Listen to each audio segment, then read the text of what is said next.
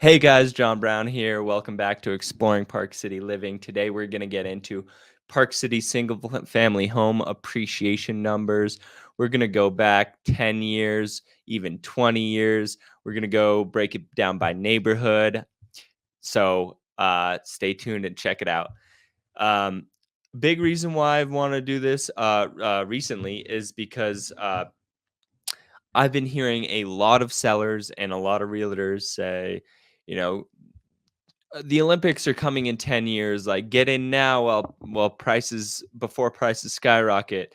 Um, so uh, I wanted to go back 10 years and see how much appreciation Park City Market has had, and then ground in some facts so we can uh, kind of hopefully expect that for the next 10 years, and anything on top of that is bonus, right? That can be that speculation of the Olympics, so that's bonus though. So we're going to go back 10 years. No, nothing crazy other than COVID happened in the past 10 years. And then we're going to go back 20 years, and that will not only have COVID in there, but it will also have the Great Recession, where home prices dropped historically low, the lowest we've seen. So we're going to have a historical dip and a historical rise. So hopefully, the 10 and 20 years back will ground us um, in some numbers that we can hopefully bank on for the future. Obviously, you can take these numbers and come to your own conclusion. But so we're gonna get into this, and I will post up the numbers. So here we have the Park City limits and Snyderville Basin. So this is going to be from Deer Valley all the way to Summit Park, 84060 and 84098. So total Park City gray area in aggregate. These numbers are also based on the median sale price. So 2.65 million is the current median sale price of all of Park City. And when you look back, 10 years, it has appreciated 12%. And if you look back 20 years, it has appreciated 9.16%. So the Park City market in general is high appreciating market. The entry to barrier is higher, but I think that's what gives you that high appreciation, obviously, because of everything that Park City offers. So we're gonna compare this to Salt Lake because a lot of people say Park City is not comparable to Salt Lake. So we're gonna see how different it actually is, or if it's the same. Oh, whoops! Here, boom. So Salt Lake, the median sale price here is 698, so almost 700,000. So lower barrier to entry. Um, and this is everything east of 700. So what I call the east bench of Salt Lake. Everything from the avenues to Draper. That's the area I service. So we're gonna kind of get into that. Uh, and then, so for the past 10 years, it's 8.83%. In the past 20 years, it's 6.32%. So there is a big difference there, right? Like where Salt Lake is more of that, 7% return, like you see averages in the stock market. A lot of people say 7%, you can bank on a 7% return on average. That's more like Salt Lake market, where Park City market, 12%, that's a lot more. That's almost double. Park City is a different market, higher barrier to entry. That's why I say if you can afford Park City, it gives you not only like a higher quality of living and you have a lot more amenities to the outdoors, but it also comes with benefits like appreciation. So that being said, we're going to get into the neighborhoods in Park City. Not all of them. Warning, I'm not going to get into every neighborhood. A lot of the neighborhoods I don't get into are some of those higher end barrier to entry neighborhoods that maybe have a sale of 30 million that totally skews the number one year, and then the next year something like an outlier like that doesn't happen, so it just looks way too volatile to like show you the graph. Then I would have to give you an explanation, and it would take hours to go through every neighborhood because I would have to explain. So these are kind of more of those like um, uh, stable neighborhoods. Either they're older, so all the inventory is mostly similar, so more homogeneity. Starting with Lower Deer Valley, Upper Deer Valley, like I was saying earlier, had way too many random one-off things. Lower Deer Valley, we're gonna go 20-year average 7.2% and 10-year average 9.97%. And keep in mind that 20 years does have the housing crisis. So those are in these numbers. So Old Town, 20 years at 9.4% and 10 years at 11.12%. So those are amazing numbers, both on 20 and 10 years. Park Meadows, 10 years at 9.94%, 20 years at 7.55%. Prospector, we got 10 years at 11.37% and 20 years at 9.34%. Pine Brook. So, before we get into Pine Brook, I just want to go over Park City limits. Just because I didn't, there were less neighborhoods in Park City limits, just because of the volatility in some of those neighborhoods. So Park City limits, 10 years, 11.12%, and 20 years, 8.91%. So, yep, now we're getting outside of Park City limits and getting into Pine Brook at 10 years at 9.39% and 20 years at 7.66%.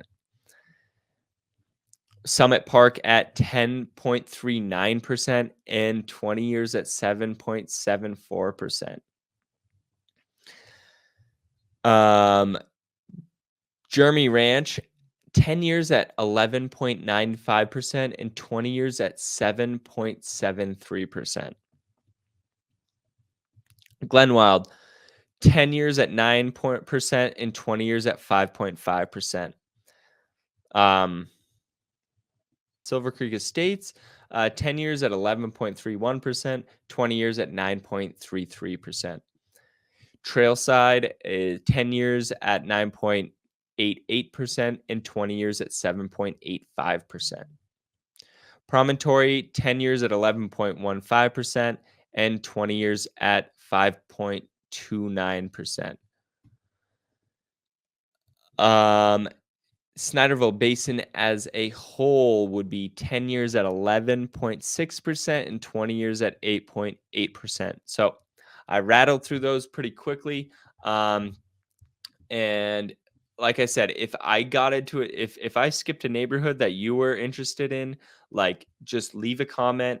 I'd be happy to do a video with a couple of outlier neighborhoods. That would be super fun because then I can kind of dive into like giving you a story of why maybe they are outliers. You know, I'll dig into it. So that I'll make a different video for that if somebody is interested. So leave a comment.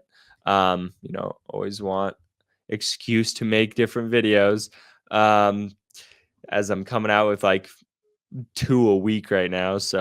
Um, so things to note, over the past 10 years, Jeremy Ranch has been one of the top performers at 11.95%.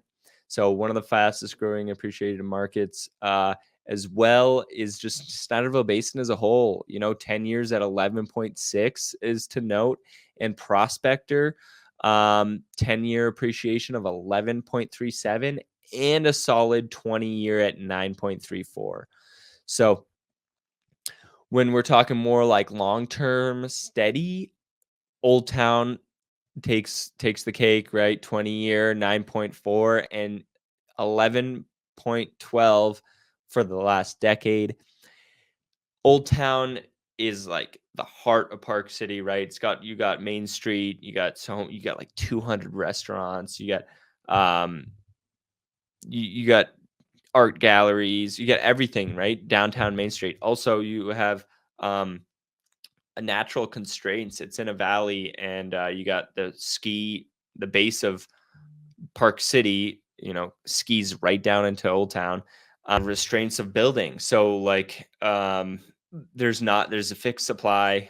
So I always, tell my clients, if you're looking for a nightly rental and you want like a stable market, like Old Town is it, right? Like that's where the demand is. That's where like it's you're not going to see a huge drop off. It's harder to get maybe a good deal unless you're really savvy with fixing up old townhomes. But then you have the historical design review district to go through, so that's it's a long process. Um, so Old Town, amazing for that long term steady growth. Silver Creek Estates has seen 11.31% growth over the last 10 years and a solid 9.33% growth over the last 20 years. Um, and that's nowhere near Main Street. It's like way out up, um, you know, uh, beyond where 80 and 40 meet. So, why I believe that has appreciated almost as much as basically the same amount as Old Town is because they have huge lots out there. They're like 10-acre lots. If you look at, based on everything on the market right now, the median acreage of a lot out there is 10 acres. So land is the value, the underlying value of any real estate, right? Because if you think about how the government lets you write off real estate, you're writing off the house on the land. Like you can't write the land off because that's what's always appreciating. But you can write off a house because in the government's eyes, over 27 and a half years, a residential home deteriorates to no value. That's from the government. Not saying that is actually, yeah, there's houses. Yeah. Anyways, um, so uh, so if you have 10-acre parcels, those are worth a lot. Close to downtown. I mean, it's in Park City, so I think that's why there's a lot of appreciation over there. It's kind of like that. What I see on Instagram, I'm sure it's on TikTok or whatever you ingest social media.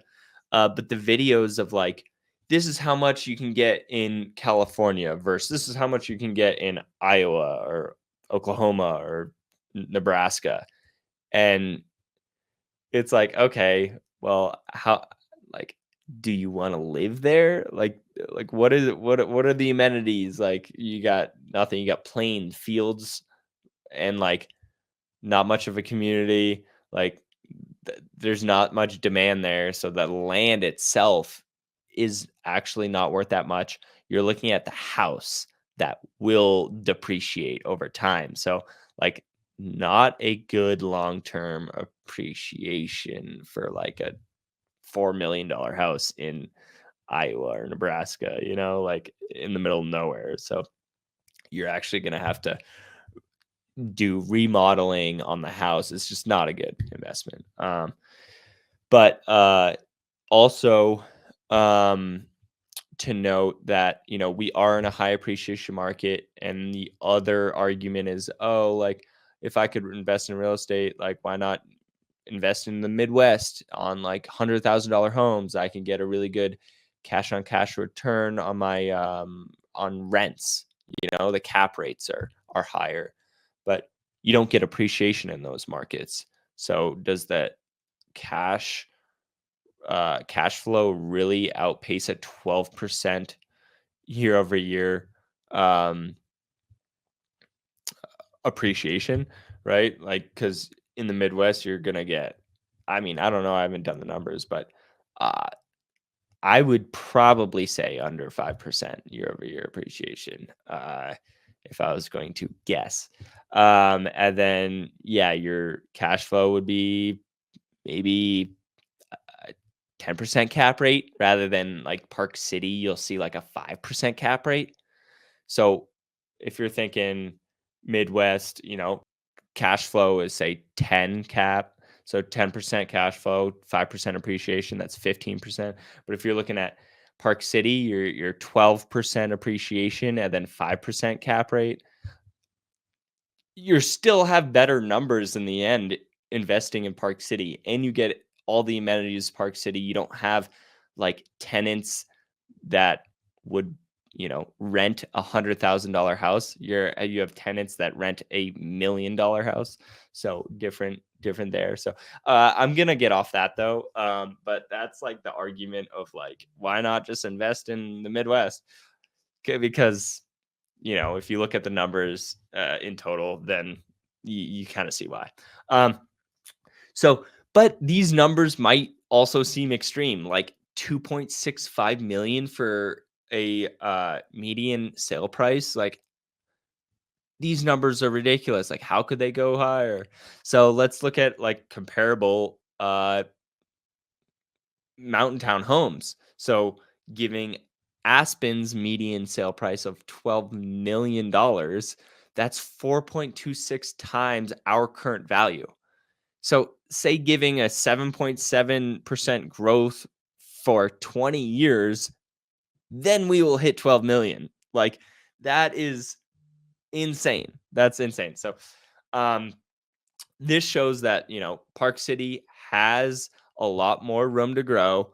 Um I don't see we might like get into an affordability problem just like, Aspen, but that's just a higher barrier to entry means, probably better return numbers like on appreciation at least. So, um, you know, given all that, Park City appreciated, 12% over 10 years, 9% over 20 years, just a little over. So it's just a great place to park your money, not to mention, like, the higher standard of living, amenities, the outside amenities, up to the outdoors. You got reservoirs. You got a bunch of reservoirs if you need water, like if you're used to the ocean or lakes. You got the Uintas for hiking, camping, and there's some of the best mountain biking in the world in Park City as well. So like, I don't know, everyone comes for the winter, and then if they stay for the summer, they're usually here 10 plus years, right? Like that was me 10 years ago. I stayed for the winter because I professionally ski. So they have, amazing skiing here. Oh, hey. So I came for the winter and then I stayed one summer and then was like, oh, okay, like this is amazing, full year round. So yeah, it's it's an amazing place to be. Appreciation is just like awesome to have if you're gonna park your money somewhere, as like a house is most people's largest wealth generator. Why not do it in a place that is gonna give you like a healthy lifestyle and amazing returns? So and anything, above 12%, like if it goes more than that because of the Olympics coming, then that's bonus, right? But these are numbers that you can ground yourself in. And if I gave you, value here, subscribe to the channel, like, comment, and if you want to move here, if you want to buy and sell, my numbers right here. Give me a text, shoot, call me anytime. And if there's something else you want a video of, comment, and we'll make it for you. But subscribe, hit the bell for new videos every week. Thank you guys. See you later.